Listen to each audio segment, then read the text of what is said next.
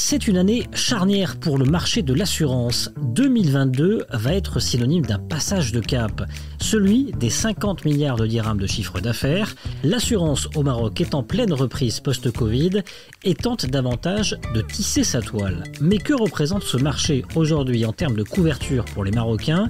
Quel état des lieux ? Est-ce un marché ouvert à l'innovation et à quoi s'attendre à l'avenir ? Passage au SCAP.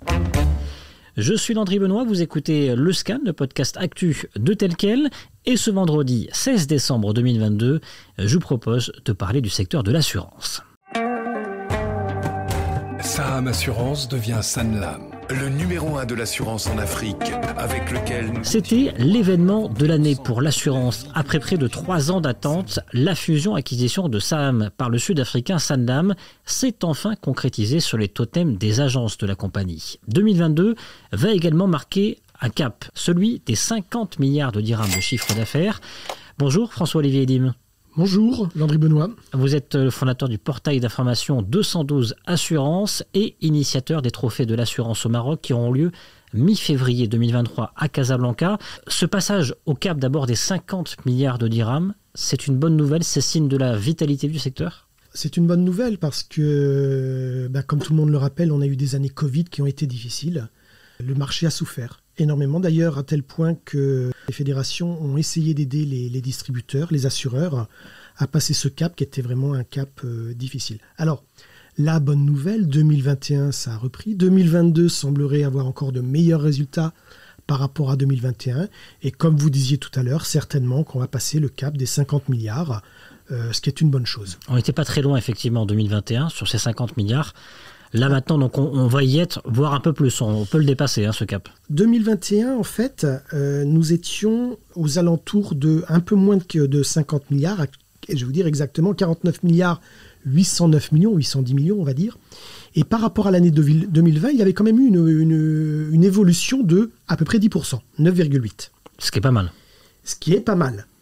Maintenant, ce qu'on est en train de voir, c'est que si on prend les chiffres sur les 3 premiers trimestres au niveau des résultats, 3 premiers trimestres 2022, nous avons quand même enregistré une croissance de 11,5%, rien que pour le 3e trimestre, ce qui porte un cumul de croissance de 7,7% sur les 9 premiers mois de 2022. Donc, en suivant, apparemment, on va dépasser les 50 milliards, ce que vous disiez tout à l'heure. En détail, qu'est-ce qui tire ce marché aujourd'hui ?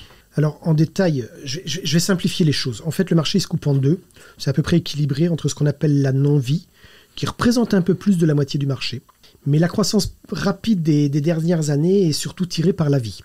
Après, si on rentre un peu plus en détail, on va voir que l'automobile, par exemple, est un secteur qui représente une grande part du marché de l'assurance. Et dans l'automobile, vous avez aussi principalement ce qu'on appelle la RC, la responsabilité civile, ce fameux papier du gendarme pour pouvoir circuler. Enfin, ça, c'est dans l'esprit des gens.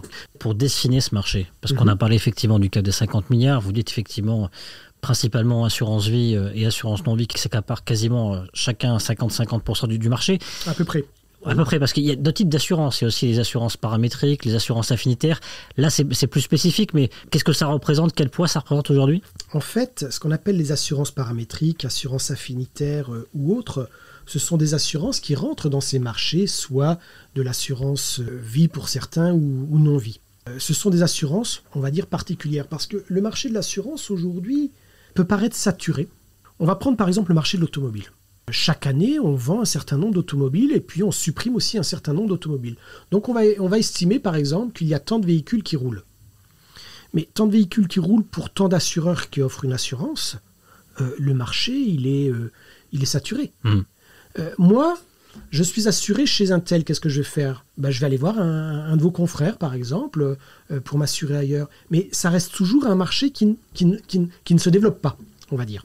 Donc les assureurs au Maroc, maintenant, cherchent à avoir effectivement des assurances ou des niches qui permettent de développer ce marché. Et justement, il y a beaucoup d'opportunités sans doute, parce que quand on regarde les chiffres de la pénétration du marché de l'assurance au Maroc, le Maroc est quand même placé 2e aujourd'hui en termes de marché de l'assurance en Afrique, mais oui, en termes de pénétration du marché, c'est assez bas tout de même. Alors, toute notion est relative. C'est vrai que c'est bas par rapport à quoi ? On va prendre un marché européen, celui de la France par exemple. La France, vous avez une population qui est 2 fois plus importante qu'au Maroc. Donc on devrait dire, tiens, on a des chiffres du simple au double. Non, c'est pas le cas. Au Maroc, vous allez avoir par exemple une dizaine de compagnies d'assurance, enfin un peu moins, alors qu'en France, vous allez vous retrouver avec pléthore de compagnies, ça dépasse, je pense, la trentaine ou autre. Donc le marché n'est pas le même. On a ici au Maroc un taux de pénétration qui est, je crois, entre 3,5 et 4%. C'est-à-dire que ça représente la part par rapport au PIB pour le marché de l'assurance, ce que ça produit comme richesse. En France, on est entre 8 et 10%. On doit être aux alentours de 9%. Donc comparaison n'est pas raison. Exactement. Et puis, vous dites on est 2e d'Afrique. Ouais, ça c'est fantastique. C'est fantastique parce que le Maroc, je dis toujours, c'est un laboratoire merveilleux de l'assurance. C'est une porte d'entrée sur l'Afrique. Et je peux vous dire qu'en termes d'assurance, on est regardé et beaucoup de compagnies, beaucoup d'assureurs étrangers sont intéressés par le Maroc parce que c'est une porte d'entrée, c'est un laboratoire. La banque assurance, par exemple. Le Maroc a été un des premiers à lancer ça en Afrique. C'est merveilleux. François-Olivier Edim, on a l'impression que malgré tout, le secteur de l'assurance aujourd'hui innove peu ou en tout cas propose peu de produits nouveaux. Est-ce que c'est le cas réellement ? Je vais vous dire oui et non.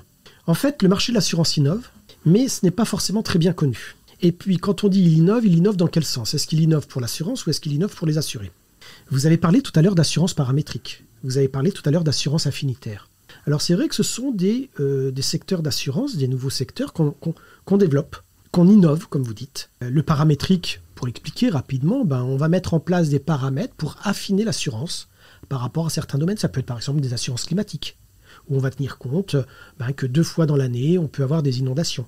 L'affinitaire, ce que vous appelez l'assurance affinitaire, c'est très simple.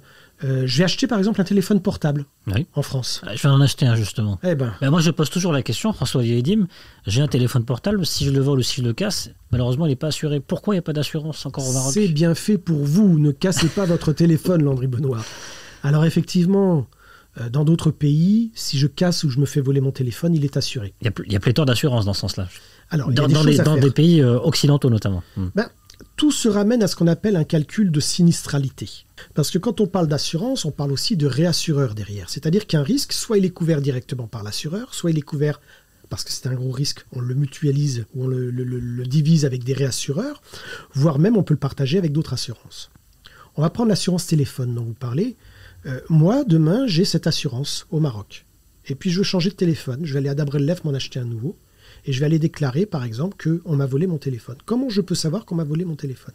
C'est là où, l'affinitaire, l'affinitaire fonctionne sur d'autres choses. Ce n'est pas simplement le téléphone portable. Vous avez aujourd'hui le marché automobile. Vous pouvez avoir une assistance supplémentaire qui dure 3 ans, 5 ans pour votre automobile. Pareil sur l'électroménager. Ce sont des assurances affinitaires. Alors, il y a d'autres secteurs d'assurance, d'autres nouvelles assurances qui sont en train de se créer. Parce qu'on est obligé de créer au Maroc des nouvelles assurances. Et le marché est en train d'évoluer. Le marché innove, effectivement, comme vous le dites. Et par exemple, on parle des cyberassurances. Aujourd'hui, c'est un risque nouveau. Vous avez aussi des assureurs qui, aujourd'hui, vont aller plus loin que le marché marocain. Ils se tournent vers l'Afrique. Vous avez 3 types de courtiers, aujourd'hui, ou d'assureurs. Vous allez avoir, par exemple, ceux qui font le système des brokers, c'est-à-dire ils se réunissent avec d'autres courtiers africains. Vous en avez d'autres qui appartiennent à des groupes internationaux pour leurs clients étrangers qui sont au Maroc ou marocains qui sont en Afrique.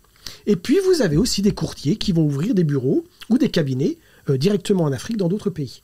Donc, vous voyez que l'assurance, on essaie d'innover le marché, mais on pousse aussi les frontières. Vous parlez d'innovation. Alors, j'ai une question pour vous, qui est, est-ce que l'innovation est aujourd'hui suffisamment encouragée ? Mais juste avant, je voudrais peut-être revenir sur les différents points d'innovation dont vous avez parlé. Il y a de l'innovation du côté de l'assurance affinitaire, notamment. Il y a de l'innovation de la part de courtiers d'assurance ou d'assurance internationale ou d'assurance marocaine en Afrique, donc plutôt centrée sur des entreprises, sur des business. Est-ce qu'aujourd'hui, on a une indication au niveau de ces pôles d'innovation ? Qu'est-ce qui croît le plus ? Qu'est-ce qui pourrait croître le plus à l'avenir ? Alors, je n'ai pas les chiffres parce que ce sont des marchés qui bougent. Par exemple, quand on lance une nouvelle assurance, elle peut marcher comme elle ne peut pas marcher. Ça ne veut pas dire que l'assurance n'est pas bonne. Déjà, la question à se poser, est-ce que le marché est suffisamment mûr, pour pouvoir intégrer ce type d'assurance ? On teste. On teste. Parfois. On teste. Après, vous disiez, oui, mais bon, est-ce qu'on informe suffisamment sur ces innovations ?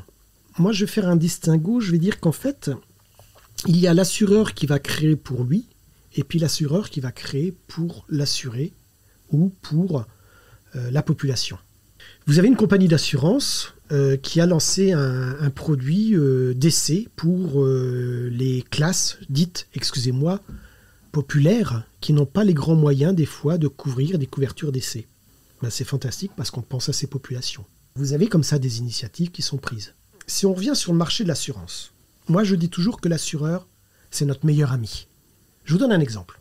Est-ce que vous connaissez quelqu'un qui va vous dire « Donne-moi 400 dirhams, et si tout brûle chez toi dans ton appartement, je te rembourse ou je te répare chez toi les dégâts jusqu'à 100 000 dirhams. » Eh bien l'assureur, c'est celui-là, votre meilleur ami.